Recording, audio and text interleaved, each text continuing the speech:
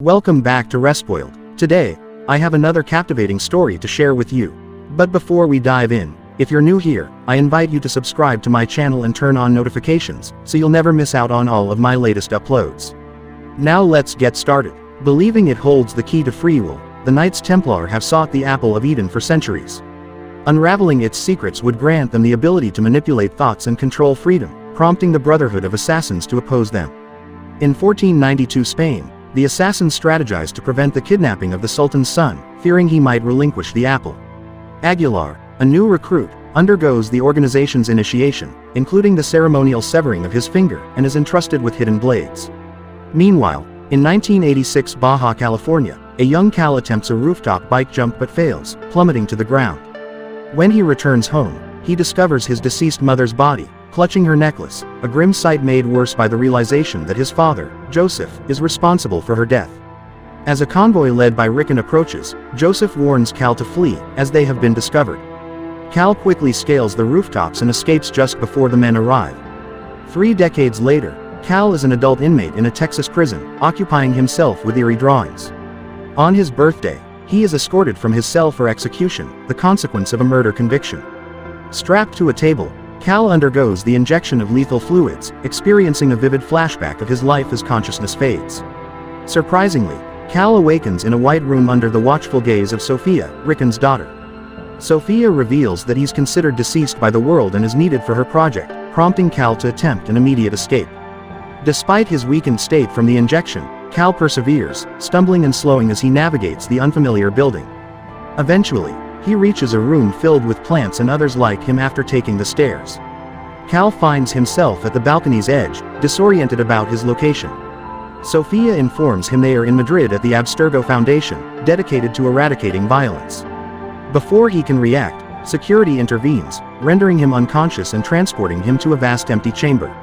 Restraining him, they equip hidden blades on his arms and a specialized belt around his waist. Next, they attach a large claw-like device called the Animus to his neck.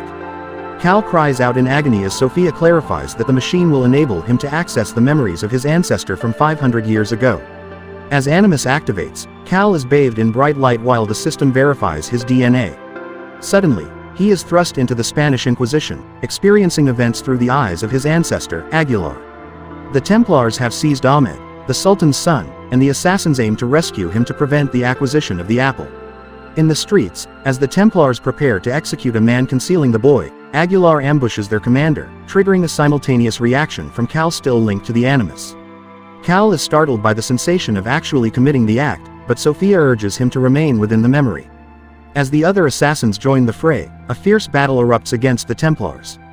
Initially, the assassins appear to dominate with their formidable combat abilities, but soon the Templars retaliate, claiming their own casualties. Assassin Maria commandeers the carriage containing the cage and speeds away, pursued closely by the Templars. Aguilar mounts a horse and joins the pursuit. 2 Templars infiltrate the carriage, prompting Maria to leap into action, swiftly dispatching them with precise strikes before resuming her position at the front. Aguilar leaps into a Templar cart, initiating another skirmish, while another foe confronts Maria. The battles unfold rapidly and intensely, all witnessed in real time by Cal through the Animus.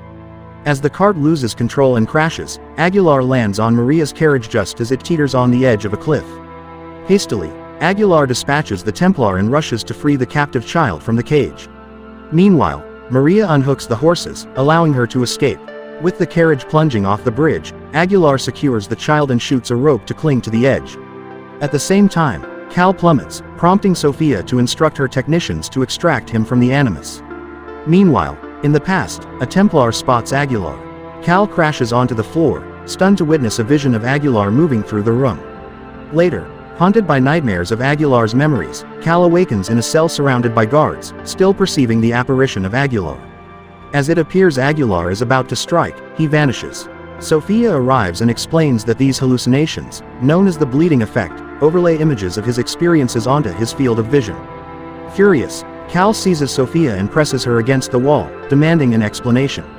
She clarifies that the machine links him to genetic memories, enabling him to experience the lives of his ancestors. Despite the pain caused by the visions, Sophia persuades him to release her, emphasizing that cooperation will yield more knowledge. She then escorts him to a laboratory where they've documented his entire life, revealing they located him through Aguilar's DNA. Sophia highlights that all the subjects, including Cal, share a lineage of murderers akin to their assassin forebears. Cal interjects, stating his aversion to violence for its own sake, citing his recent act of defending women from harm. Sophia and Rickon, aligned with the Templars, seek the Apple of Eden, believed to contain the origin of humanity's defiance, hoping it holds insights into violence's causes.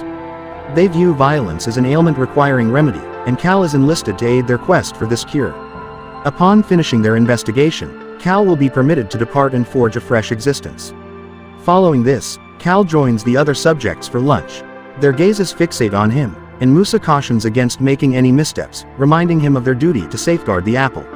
As Cal eats, memories of his mother's death and hallucinations of Aguilar plague him. Meanwhile, Rickon pushes for Cal's immediate return to the Animus.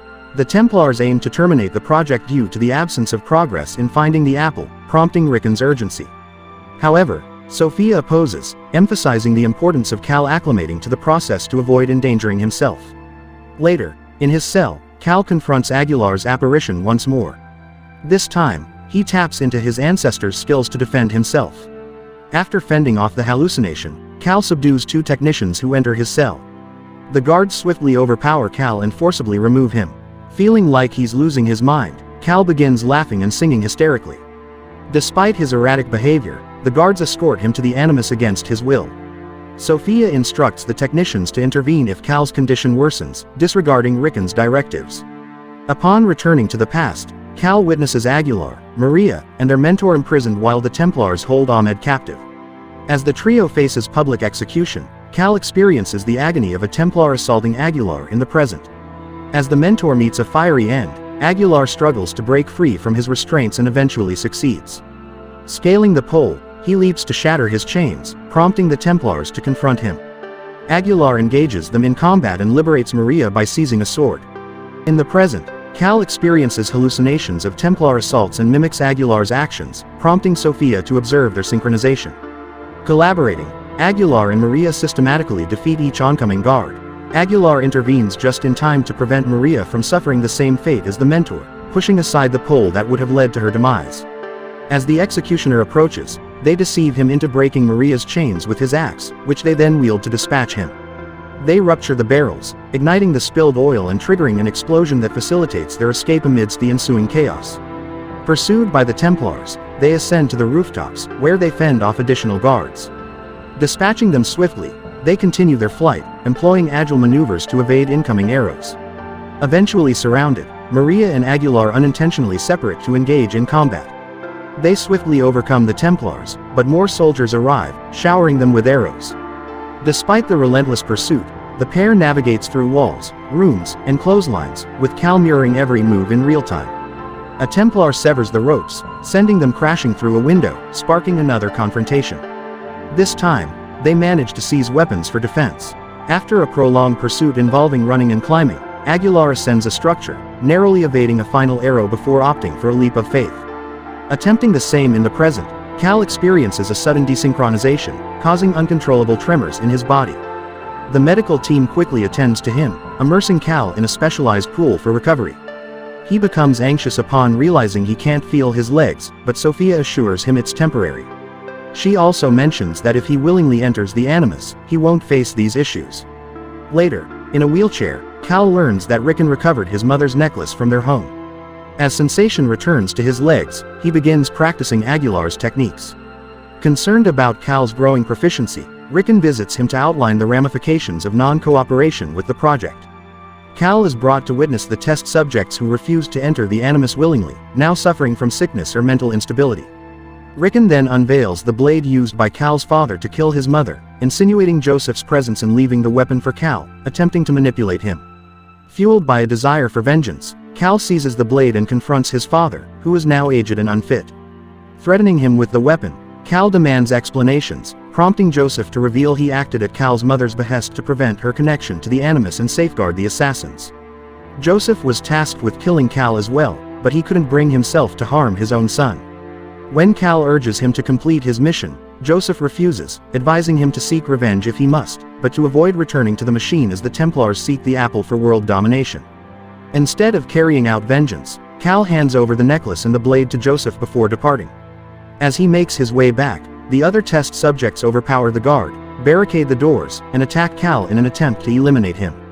Cal swiftly defends himself, striking one of them and stalling until the guards intervene to apprehend everyone. Next, Cal willingly connects to the Animus and uncovers that Maria bestowed the necklace upon Aguilar. The Templars convene with the Sultan, informing him of the assassin's defeat and proposing to trade Ahmed for the apple.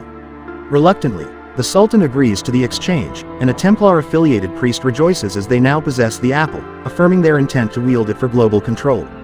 Suddenly, smoke bombs descend, and Maria and Aguilar burst into the room, initiating a skirmish. They dispatch Templars swiftly, both inside and outside, with Maria sealing the doors to prevent reinforcements. Amidst the smoke, Aguilar seizes the opportunity to snatch the apple from the priest, while the Templar commander seizes Maria. He proposes to trade her for the apple, but Maria, prioritizing the mission, urges Aguilar to focus.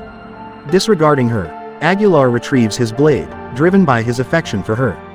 However, Maria refuses to surrender the apple and confronts the commander, resulting in her demise. Enraged, Aguilar confronts the commander in a relentless duel, mirrored by Cal in the present. Initially, it seems the commander has the upper hand, particularly when he knocks Aguilar to the ground. As the commander prepares to strike him down, Aguilar heeds Maria's warning and swiftly launches his blade at the commander. Engaging in another skirmish, Aguilar capitalizes on the commander's weakened state and finally vanquishes him. With the priest attempting to summon reinforcements, Aguilar flees into a tunnel. Pursued by Templars, he combats them while navigating the passageway's twists and turns. Dispatching several soldiers, Aguilar ignites a torch, setting ablaze the tunnel to impede their pursuit. He reaches the bridge's edge and faces a circle of crossbows, yet Aguilar refuses to surrender. Opting for another leap of faith, he plunges into the water below. Concurrently, in the present, Cal's leap coincides with a breakdown of the Animus, but this time Cal emerges unscathed. Surrounded by memories, he witnesses Aguilar entrusting the apple to Christopher Columbus for safekeeping. Meanwhile, Musa pilfers ancient smoke bombs from the lab and triggers them in the common area, inciting a rebellion among the test subjects. Amidst the chaos, they overpower guards and navigate through the facility, confronting and subduing anyone who opposes them. Simultaneously, Cal finds himself encircled by apparitions of assassins, including Aguilar, Joseph, and his mother, offering reassurance that he is not alone. The technicians confirm this is not a memory, while Rickon announces his and Sophia's departure, signaling a facility purge. Although Sophia hesitates due to seeing an assassin resembling herself, Rickon's men forcibly remove her. As guards pursue the test subjects, Joseph attempts to fend them off but tragically meets his demise swiftly. Racing against time as guards seal doors, one individual reaches the computer and unlocks sufficient gates for the team to reach Cal. Upon his mother's confirmation of the Templars' malevolence, Cal embraces his fate as an assassin. The spectral figures vanish, prompting Cal to unite with the others in combat against the guards.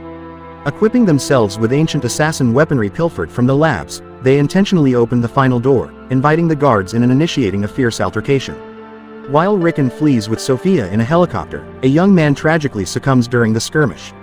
Nevertheless, the remaining test subjects achieve seamless synchronization with their ancestors, proficiently employing their skills to vanquish the adversaries. At that moment, Cal spots the helicopter departing and scrambles up the Animus to reach the roof, but unfortunately, he isn't swift enough.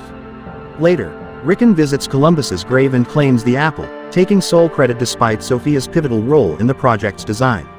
In the evening, the Templars assemble to revel in their triumph, oblivious to the incoming assassins infiltrating the premises.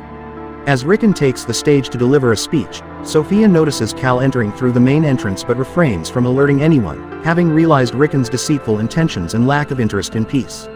On stage, Rickon displays the glowing apple of Eden. Suddenly, Cal emerges behind him and fatally strikes him. Amidst the ensuing chaos, people flee, allowing the assassins to slip away unnoticed in the commotion. Meanwhile, Sophia discovers Cal's symbolic exchange of a real apple for the mythical one, as she tends to her father. Later, atop a building, the assassins vow to safeguard the apple in the present, regardless of the sacrifices required. Don't forget to like, subscribe and enable notifications for more content like this. Thank you for watching.